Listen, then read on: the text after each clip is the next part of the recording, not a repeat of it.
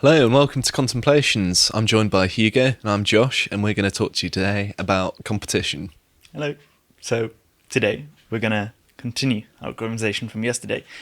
Yesterday we talked about regulation.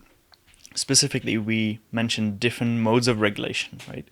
And we said that regulation by competition is actually one of the things that you can have.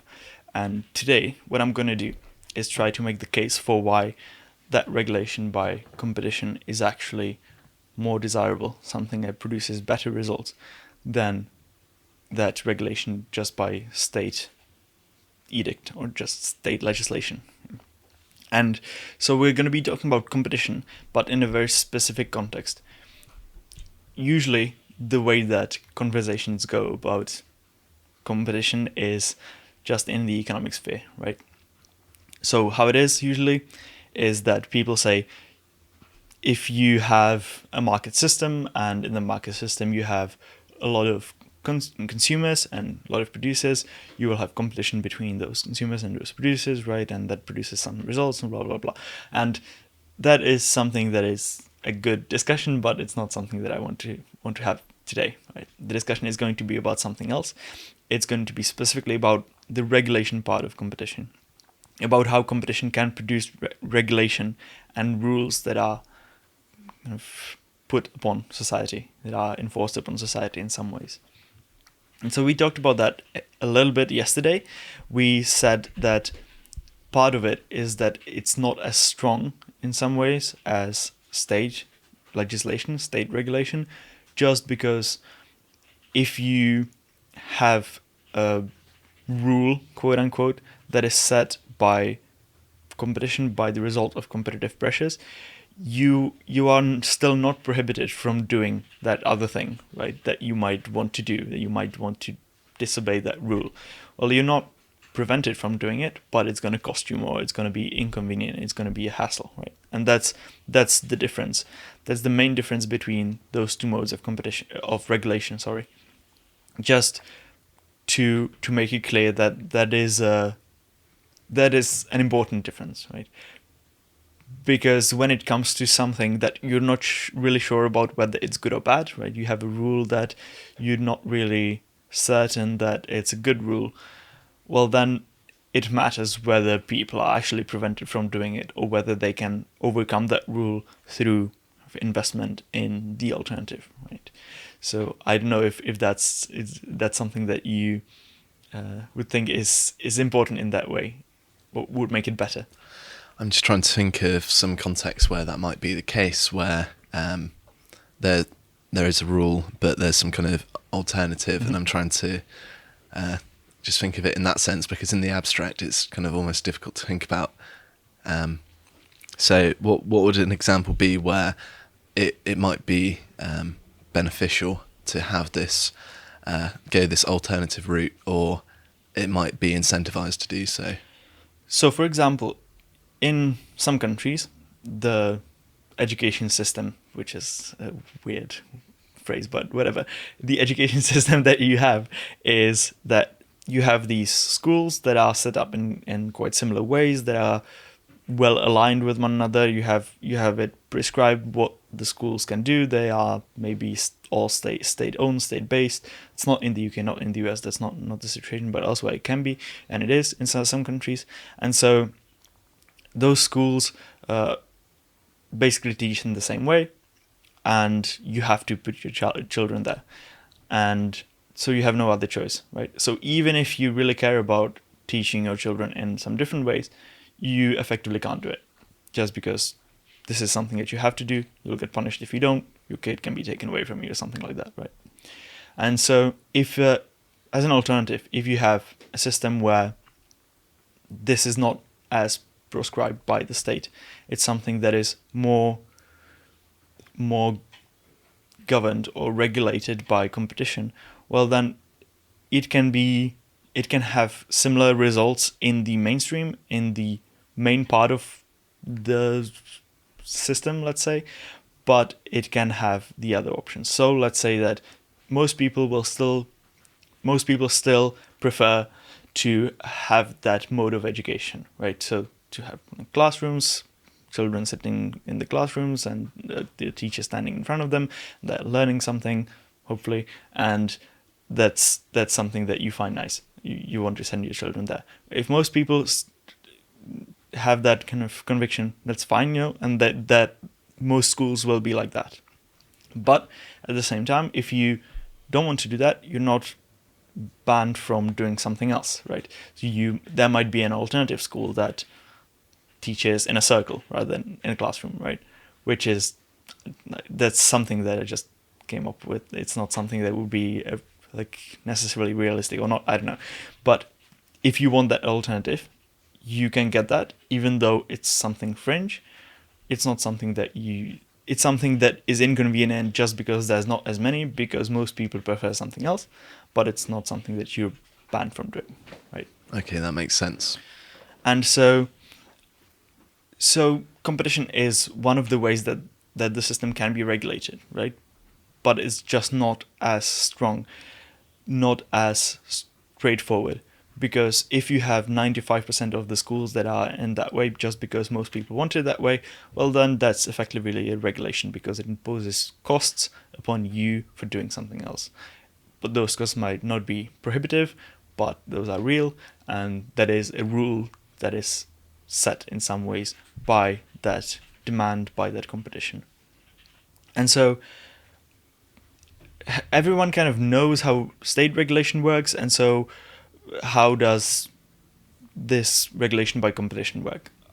I outlined that a little bit yesterday, so I just want to repeat that kind of basic framing just to make sure that we cover all the bases. And so we've got multiple owners of property. One owner sets a rule. Well, then another owner can set another rule, different rule, and then people choose between those rules and they patronize the owner or the producer of something that where the rules are more what they want, more in accordance with what they want.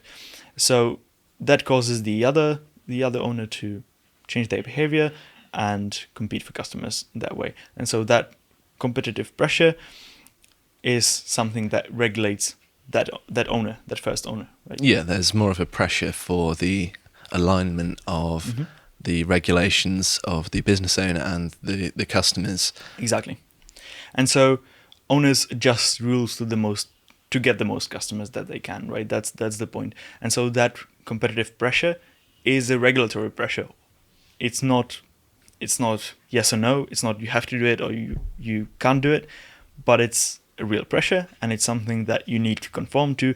Otherwise, you'll be losing money. You'll be losing your position anywhere, right? And so that is something that is real, and that is why I call it regulation, because this pressure is here, and this pressure influences people's behavior. It imposes costs on you doing something else. And so you might notice that this is analogical to how the economics around products behaves.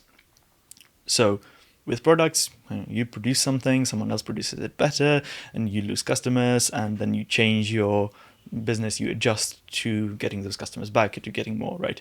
So that's like if you're buying a banana, if you're producing bananas, that's what you do. Like, and why is the production of rules analogical to the production of products, like bananas, right? It's because regulation is a product in some ways, right? It's in the same way that competition produces products aligned with the desires of the people. It produces rules that are aligned with the desires of the people. And so you've got that is kind of an important thing to consider, important thing to realize, that what we generally think about what is happening with products like bananas in the economy is the same rules applies to same kind of economic laws, same natural laws, let's say, apply. I don't like the phrase natural laws.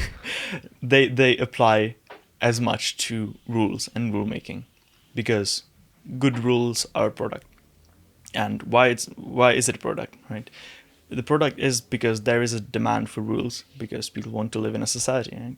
And they want to live in a particular society. They want particular rules. They want some rules, but they don't want other rules. And so if if this is what they want, well, then that can be provided better or worse, and that demand will kind of incentivize potential suppliers to create the supply for it, right? And so this behaves exactly like a product. It doesn't matter that it's not tangible. It's not something that you can hold in your hand. It's something that fits in your hand really neatly like a banana because God made it. It's not like that, you know. But it behaves in the same way, even though it's not really tangible. It's not something that you can touch. So I don't know if you agree with that assessment or if that's something that you would find intuitive as well. I think that more or less makes sense. Although I think you said something about I can't remember.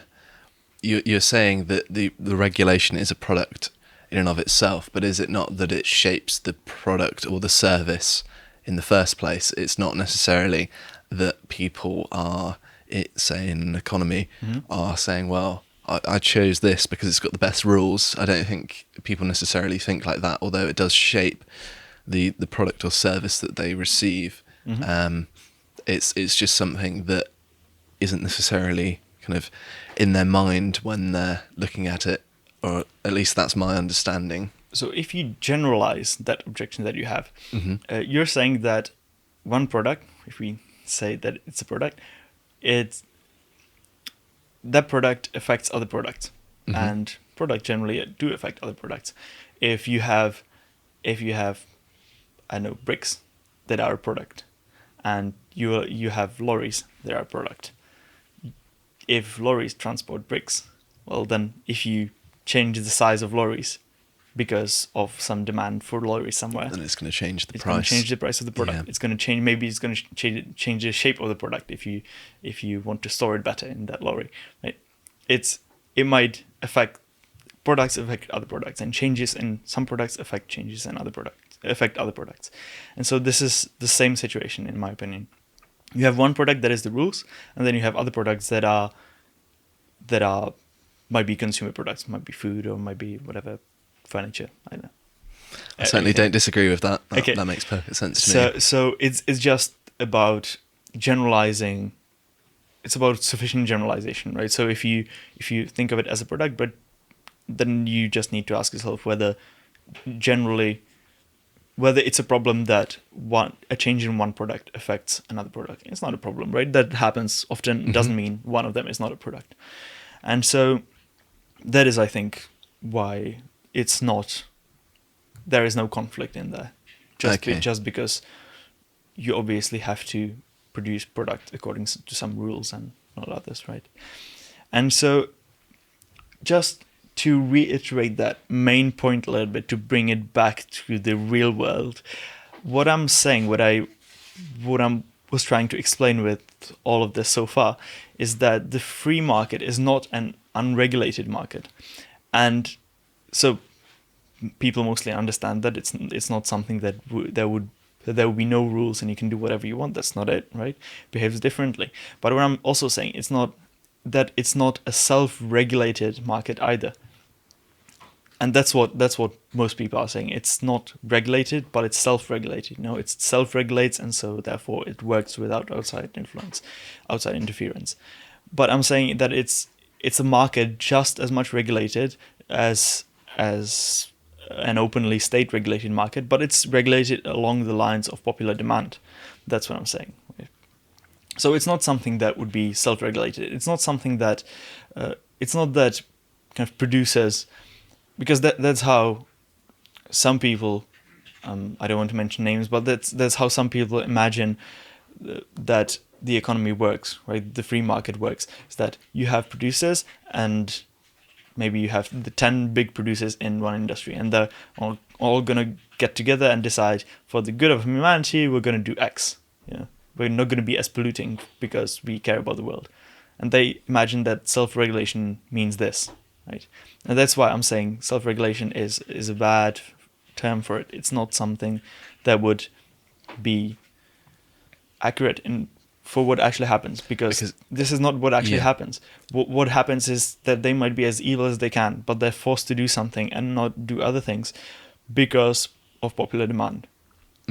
I think when people look at it in that perspective, they're bringing to mind the kind of view of regulation as a state-based thing. They don't Exactly. see it in perhaps a more nuanced way. Yep.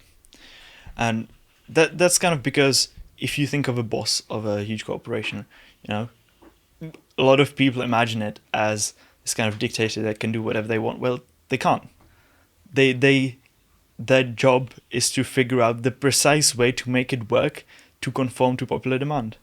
That's what they're trying to do. Yeah, and that's right? quite a limiting Exactly. thing. It's very limiting. It's like they have very narrow set of options of what they have to do, and they don't know what they are, and they have to figure that out. That's their position. Right? So they're not the bosses. The bosses are the consumers. The bosses are the people who demand what they produce. And so, yeah. So just to reiterate, like the free market is regulated just as much as the state involved market. It's just through a different mechanism. And what is often done in practice is that you replace that market-based regulation by consumer demand by state regulation, and this state regulation kind of crowds out the market demand regulation, right? And that, I think that's bad, because that kind of regulation is inferior because its inputs are inferior. I'm going to expand that later, but I'm saying if you have that regulation by popular demand, that's going to produce results that are much closer to what people actually want.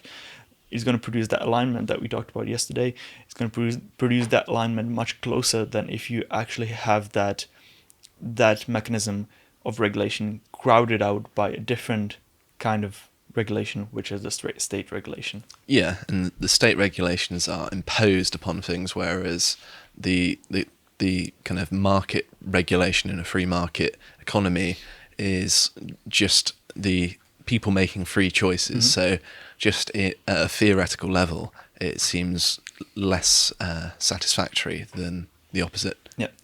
And so just to mention what I've already mentioned in the beginning and yesterday, how it works is that it's not a hard and fast rule that is set by competition. Usually it's that a majority of people have some kind of a standard, and you might have different preferences, and so you want to act upon those different preferences. But if you want to do that, you need to pay more in some ways. You need to overcome that hurdle that is the majority tendency. That is kind of majority tendency draws you one way, so if you want to go another, you need to overcome that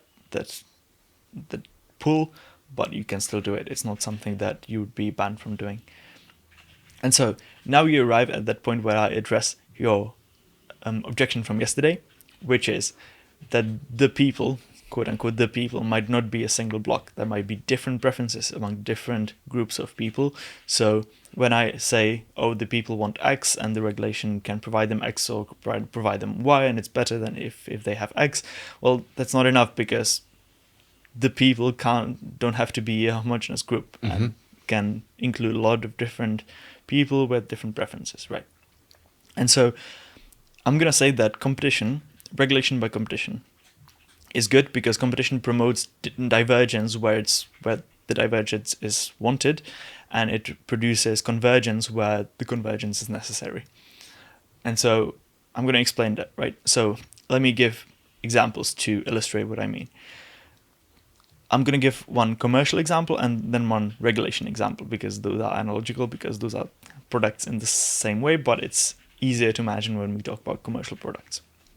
And so for example, there's no one brand of shoes that would dominate the market, and everyone, like 95% of people, would have the same type of shoes, because people have different preferences for what shoes do, what kind of function they perform, like what you want to do with them, and then how they look, and like it's a fashion thing.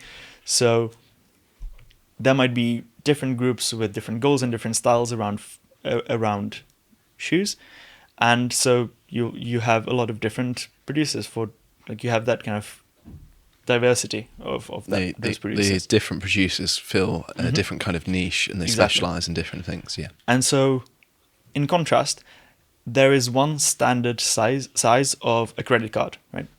And okay, right now you can say, well, that's internationally regulated.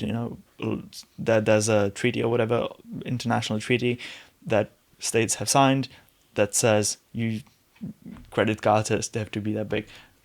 True, fine, but the point is, before that treaty went into effect, before that was put in place, that standard, those dimensions had already been developed, and basically no one was producing credit cards that would be a different size, because you want to stick them in machines that want to give you money and you want to do different things with them. So, and it's something that it's so immaterial how big a credit card is, or like what proportion it has, that the benefits that you get from all of them being the same size across the world is far outweighs the costs of you being prohibited from making it a centimeter smaller, right? Yeah. And so this is how that convergence comes in, comes to be in the commercial sphere, in the commercial example, right? So you have the credit card of convergence of standards that then also becomes the regulatory standard, but that's a side point. That's not important because that's not how it came to be. And so the other example is the regulation example. So let's say that you have a town where you have, or a city where you have a couple of parks, and the parks are owned by individual businessmen or firms or whatever, property owners, and you have an overwhelming majority of people who don't want to see drunk people in parks because they found it obnoxious, they found it insulting, or whatever, they don't like it. And so what the park owners will do is that they will try to attract people, right? So the rules that they will set in the park will be, okay, you can't have alcohol in here. You can't be drunk in this park. If you're drunk, we're going to throw you out. So this is going to be how all parks are going to be, probably, because an overwhelming majority wants that. So if you want to drink in a park, bad luck, you can't. Then imagine another society, same situation, different preferences. A sizable portion of the people might want to actually drink in a park, but another sizable portion of the people don't want to drink in a park, right? They find it obnoxious. Same thing as last time. Well, there is an incentive for the park owners to satisfy both groups, because both groups are sizable, both groups there's something to gain. So you can expect those rules to be set differently in some parks than in others. And in some parks, those will be drinking parks, and some other parks will be non-drinking parks. And that is how both of those groups get to be satisfied, because there's something to gain by the providers of those rules, by the setters of those rules on their own property, on their own territory. So there would be examples where presumably a society half full of teenagers that like to go drinking in parks for some reason, and then half of them that don't, and then I imagine that these parks would correspond to the locations where these people are concentrated. Maybe. I imagine. Yep. And that would be the market pressure to do so, wouldn't it? Mm-hmm. Exactly, that would make sense probably. But again, so if you had those different preferences that the people around you in your neighborhood, you could still go to a park where it's your preferences, but you'd have to travel 20 minutes on the train. It's fine. It's something that is a cost. It's not something that you're prohibited from just by the virtue of it being a state edict, because it's not a state edict. It's governed by regulation, by competition, which is fungible. It can adapt to different groups of people wanting different things. This can be the result where you're inconvenienced, but you're not prohibited from something, or you're not made to do something else. And so where you actually need a common standard for something to work, because otherwise it wouldn't work, like with the credit cards example, well then you will have the incentive for the producers or for the people involved to gravitate towards that standard just because you want to get something out of it at all, because otherwise you wouldn't be able to get any money out of it, anything good that you want. The difference is that with competition as regulation, you can have a fringe outlier where if it's worth it to be an outlier, if for some reason you want to do something else, and to do something else is so valuable for you that you're willing to pay enough money to overcome that majority opinion, that majority tendency, then that's still possible, right? And that's not possible under the under state regulation because it's simply banned. So that's a huge thing, I think, in favor of regulation by competition. And so competition is not something that would be inherently good, right? I have to talk about that a little bit. Competition is fundamentally neutral.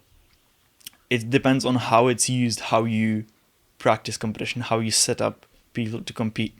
Because, and I have to mention this because typically it's seen as good, right? Most people see competition as good. Okay, we're talking about market circumstances where there's competition, you have all these good things, you have better service, lower price, everything.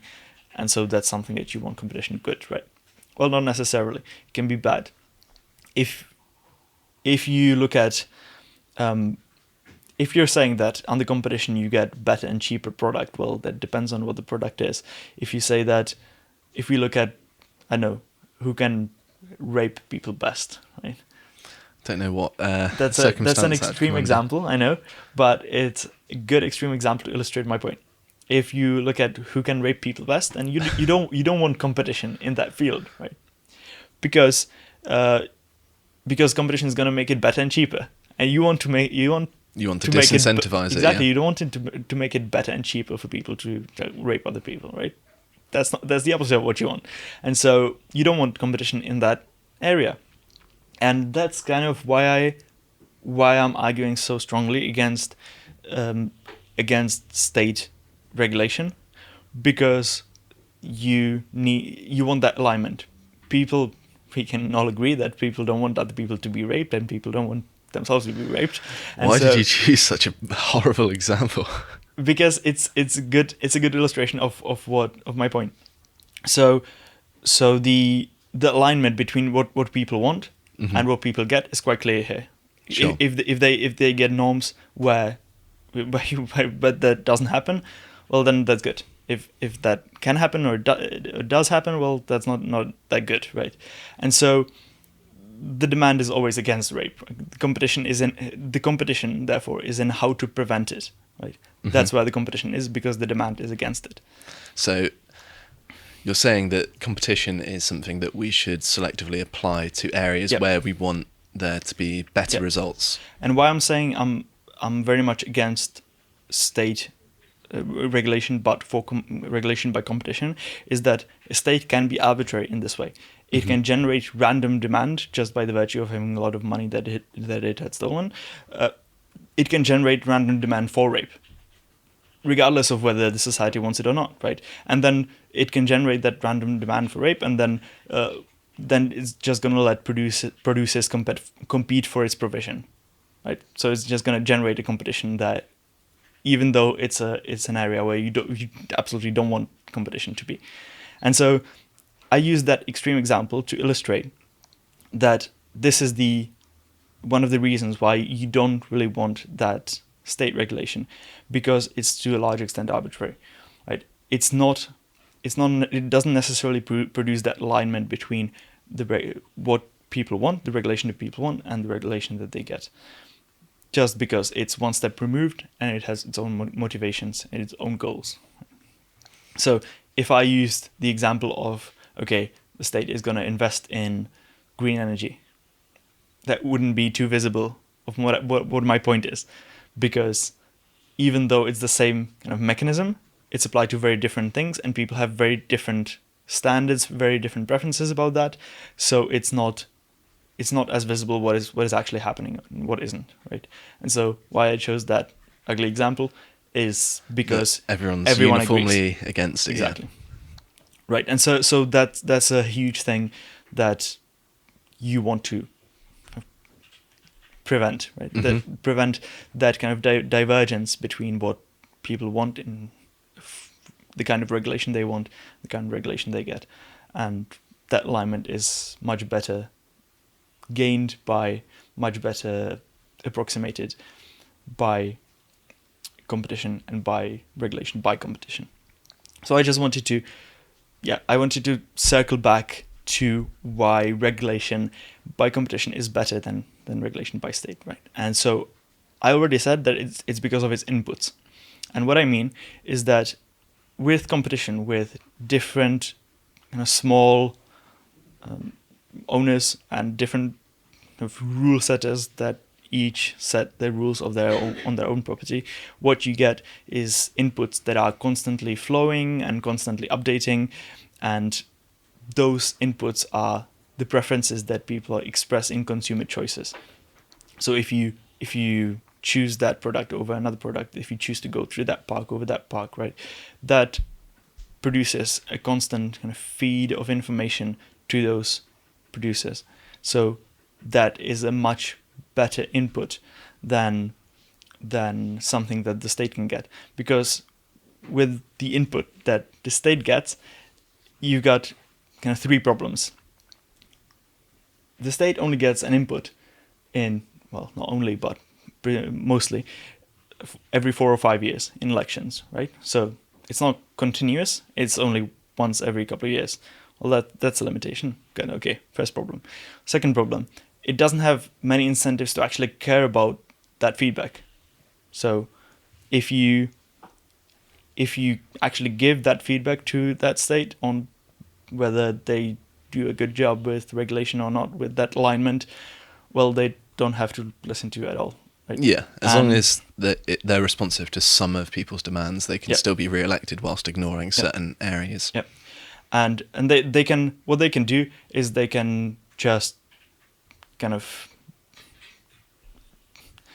bamboozle you, with stuff. They can, what they can do is just do just for 3 years they're going to do something that will produce a misalignment between the regulations that you might want and the regulations that you get, and then the fourth year they'll go on television and say, okay, I'll do all this and that, I'm gonna do what you want, and then you re-elect them and they're gonna do the same thing as before, which is something else that you want, and that's what happens typically in democracy. So that's a second problem. And the third problem is that the input is worthless anyway because it's not weighted, right? So if you have a decision on whether the park is going to be alcohol free or not, well, you're going to have some kind of referendum on it in the town, but you might have people participating in that referendum who go to the park every day and who go to the park every year. Those shouldn't be weighted the same, but they are, because you're just taking the tally, right?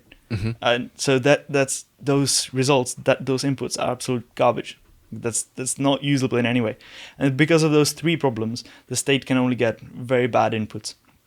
And so even if we posited that the state can actually have produce, that the state actually has good intentions and everyone in the state has good intentions, that state regulation is going to be much further away from what people actually want. The regulation that they want is going to be much further away from what regulation by competition can accomplish because of those inputs that type of regulation can get.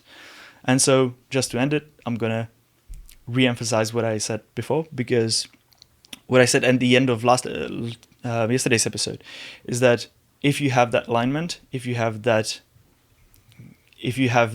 kind of harmony between what type of regulation people want and what they get, people will feel more free, they will feel less oppressed, and vice versa. If you're going to have a lot of regulation by state rather than by competition, you're going to have a lot of mismatch, a lot of misalignment between those two, and so people will probably feel less free and more oppressed. And then you can say that you can look at the data around psychological data mostly, can take data about what makes people happy, and feeling of freedom is usually a big part of it. So yeah, a sense of autonomy is generally speaking something that is very important in developing something known as self-actualization, or so even if desirable, even if you don't necessarily care about freedom and you care about other things, well, one of the things that you might care about is happiness, and that happiness is very much affected by that freedom as well. So even if that's not what your priorities are, this is something that addresses it as well. Okay, well, to be honest, I agreed with a lot of that. Obviously, competition is something that is very valuable, particularly in the economy, I think. But I think in the case of governments, I think we might be a little bit less in agreement, but nevertheless, thank you very much, and thank you for watching, and make sure to check out our website at lotuseaters.com, and goodbye.